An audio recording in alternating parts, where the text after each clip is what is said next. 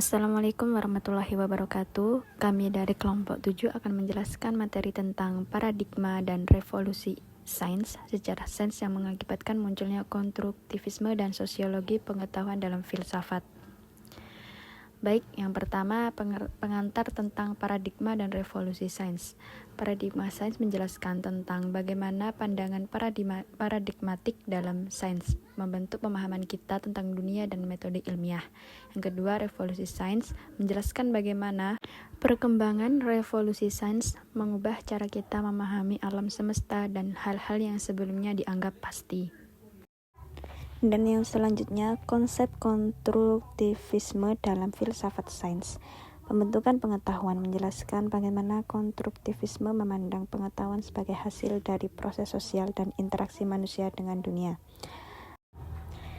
Perspektif relativitas menyoroti pentingnya mempertimbangkan peran konteks sosial dan budaya dalam pemahaman ilmiah. Dan konstruksi realitas menggambarkan bagaimana konstruktivisme melihat realitas sebagai produk interaksi manusia dan konteks sosial. Pandangan secara sains adalah mendemonstrasikan bagaimana konstruktivisme menggunakan pengetahuan historis untuk memahami konstruksi ilmiah. Jadi pandangan secara sains mengacu pada secara kita memahami dan memeriksa perkembangan ilmiah dari masa ke masa. Ini melibatkan penelusuran evolusi teori-teori ilmiah, metode penelitian, dan konsep-konsep ilmiah dari waktu ke waktu. Pandangan secara sains mencakup pemahaman terhadap para ilmuwan, konteks sosial, budaya, dan faktor lain yang mempengaruhi pengembangan pengetahuan ilmiah. Dalam pengertian ini, sejarah sains tidak hanya merinci fakta dan kejadian masa lalu, tetapi juga memberikan konsep untuk memahami bagaimana pengetahuan ilmiah berkembang. Pandangan secara sains ini membantu kita menyelidiki perubahan paradigma kontroversi ilmiah, penemuan penting, dan dampak sosial dari perkembangan ilmiah tersebut. Dan yang kedua, perubahan paradigma. Perubahan paradigma ini menjelaskan bagaimana pemahaman sejarah sains membawa pengaruh pada perubahan paradigma ilmiah yang signifikan. Perubahan paradigma merujuk pada transformasi fundamental dalam cara kita memahami atau menginterpretasikan dunia atau suatu bidang pengetahuan. Ini terjadi ketika terdapat pergeseran mendalam dalam keyakinan, nilai, metode, atau konsep dasar yang membentuk dasar suatu disiplin.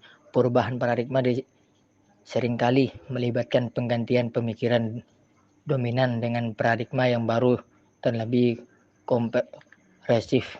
Contohnya, perubahan paradigma yang terkenal adalah transisi dari pandangan geosentris ke heliosentris dalam astronomi yang dipelopori oleh Copernicus dan Galileo. Sebelumnya, masyarakat meyakini bahwa bumi berada di pusat alam semesta, tetapi perubahan ini merubah cara kita memandang hubungan antara bumi, matahari, dan benda langit lainnya. Dan yang ketiga, kejadian menentukan pengungkapan bagaimana momen-momen kunci dalam sejarah sains seringkali mempengaruhi pemikiran dan konstruksi pengetahuan kita.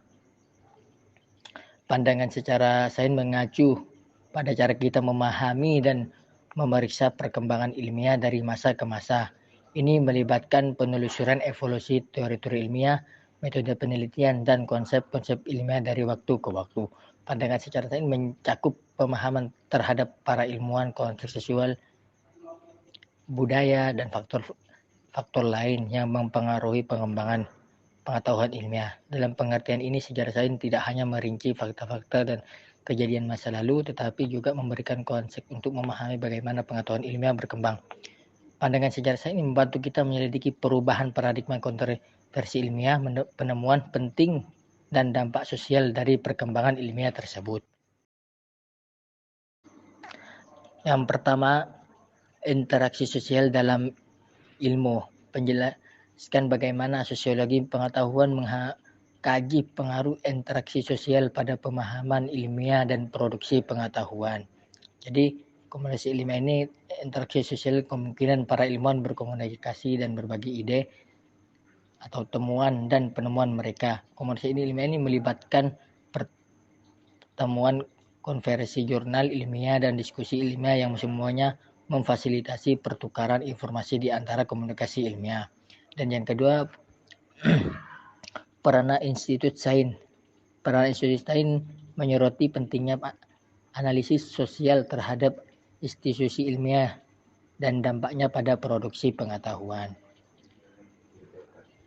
Jadi, peran institut sains menyoroti pentingnya analisis sosial terhadap institusi ilmiah dan dampaknya pada produksi pengetahuan. Analisis sosial terhadap institusi ilmiah sangat penting karena institusi sains memiliki peran sestra dalam produksi, distribusi, dan validasi pengetahuan ilmiah. Berikut adalah beberapa aspek yang menyoroti pentingnya analisis sosial terhadap institusi ilmiah dan dampaknya pada produksi.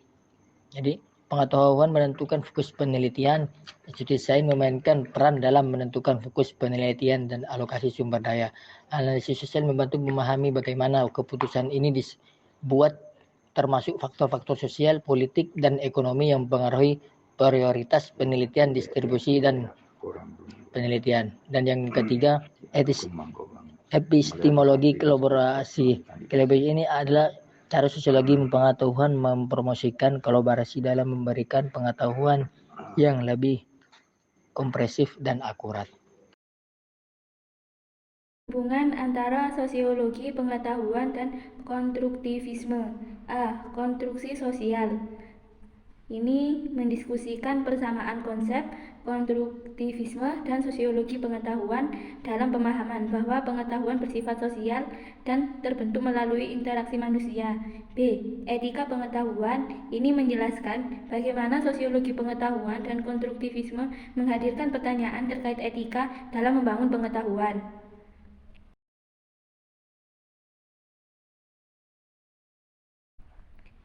Implikasi paradigma dan revolusi sains dalam filsafat sains.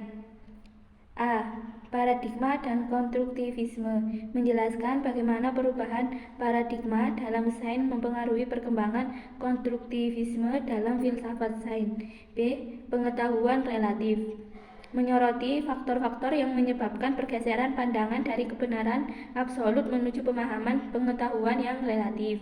C. Kritik sosiologi pengetahuan menjelaskan elemen-elemen kritis dalam pendekatan sosiologi pengetahuan terhadap ilmu pengetahuan dan implikasinya dalam filsafat sains.